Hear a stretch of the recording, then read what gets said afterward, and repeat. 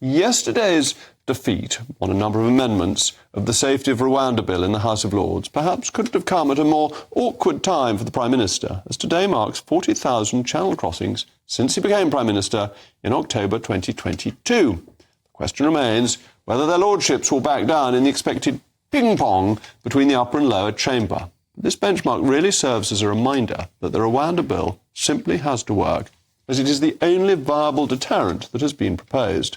Earlier today, Christopher Hope spoke to the former Home Secretary, Suella Braverman, on this, among other matters. The solution is actually ultimately to pass a law that excludes people from making individual claims, excludes the totality of international law, the European Convention of Human Rights, the Refugee Convention, which stymie our ability to control our borders, pass it via emergency measures, i.e. more quickly than is currently being done. So we get it on the statute books and we can actually operationalise flights to Rwanda on a large scale with large numbers of passengers and on a regular basis, because that's the only way we send the message that coming to the UK on a small boat will not lead to a life in this country. Well, I'm joined by my panel, criminal barrister and former Tory MP Jerry Hayes and the author and journalist Michael Crick. We need, in Suella's terms, to operationalise it, not a word I particularly like, but we know what it's meant, as soon as possible, get this deterrent up and running, and then we can get control of our borders. Well, from the point of view of a government that's got that policy, that's absolutely right, because it's been dragging on. The Prime Minister's made a £1,000 bet with a presenter on a different channel from yours. Former presenter on that channel, right. That there will be a Rwanda flight before the general election. I've got no problem with taking migrants who cross the channel in boats to somewhere else to be looked after. Just I think that Rwanda is the wrong place for all the reasons that are coming out in the Lord's debate. And Rwanda's human rights record, I'm not convinced that people who are sent there will be looked after properly, or all of them will be looked after properly. And I think that the Supreme Court was right to have its reservations. So I hope that this legislation does fall. But I think, Labour, under David Blunkett, actually, started thinking about this sort of idea of, can you find somewhere else, as the Australians have done, to process migrants and that they can live in the meantime till it's decided in the long term what will happen to them. But Rwanda is not the right answer. You don't think Rwanda is the right answer, and lots of people think that. But who should decide? Should decisions that are matters of judgment be made by people who are democratically elected, or should they be viewed as if they are matters of fact and determined by the courts? You see, I think under our system, the ministers are entitled to take the decision on whether Rwanda is safe or not. You're entitled to disagree, as is Jerry, as are the voters come an election later this year. But that the courts exceeded their power in deciding that they simply took a different view of the question of safety.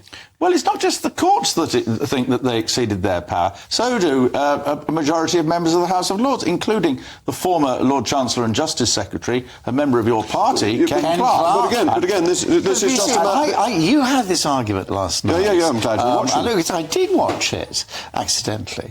I was trying to get to another channel. But no, you were sort of saying, well, of course, it's the democratically elected people who've got a far better judgment. No, they have a... No, hang on. I didn't say they had a far better judgment. I said they had the right to the judgment. No, of course they had a right to judgment. But you're talking about judges who spend all their lives impartially assessing the evidence. Politicians assess the evidence and then they make a political decision. That is the difference. This is an argument for the judges making all the decisions and ministers making no decisions at all. No, not at all. What the judges do is they assess the evidence and that's their job. It's no different as to whether you should have a 20-mile-an-hour or 30-mile-an-hour speed limit. It is a matter of judgment as to which you think is overall safer and meets other considerations. Who's got the political judgment, Jacob?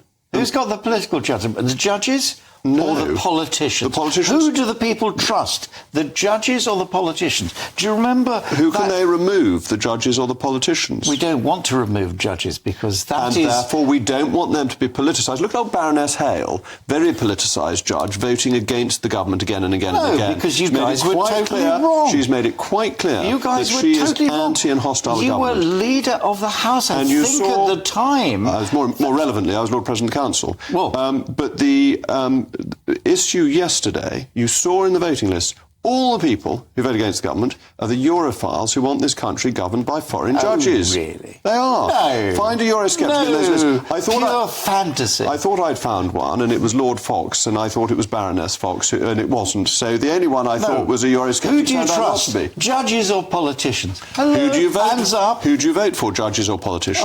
Oh, but it doesn't matter. It crucially matters because politicians make decisions for which they can then be thrown out. The trouble is with politicians is they often don't spend very long thinking about these issues. They often vote according to what how the whips tell them to vote. So it's actually only a very small number of politicians. That's true in the House of Lords as well. Well, it may be true in the House of Lords. Yeah. But I think probably, how many members of the Supreme? Is it 9 or 11? I can't remember. However number it is, probably put more thought into this than all the 650 but hold MPs. on, but then you could apply that to any decision. Same question comes to you as to Jerry. When do you say this is democratically accountable and decided by a minister? And when do you say, well, judges, obviously, they spend more time thinking about it, therefore let's hand over to an oligarchy? Well, I turn the argument round. Are you saying that judges should never overturn a decision made in Parliament if it seems to contravene... they should never, ever overturn an act of Parliament. No, they can't. Well, they could when we're in the European Union. As well, you know we're not in the European Union, so they can't. That's sort of right. It's absolutely right. Under the European Human Rights Act, as you know, they are allowed to... It's nothing to do with the European Union, and you know as well as I do, Jacob, no, hold on. Take note. Take note. No. It is also that they are allowed to interpret acts of Parliament as far as they possibly can to mean what is said in the Human Rights Act, which gives them much greater discretion than they historically had. No, it's not take note. It is take note. That's what it says. It's work within that system. So that's just cost you 100 guineas. Anyway, this is 100 guineas.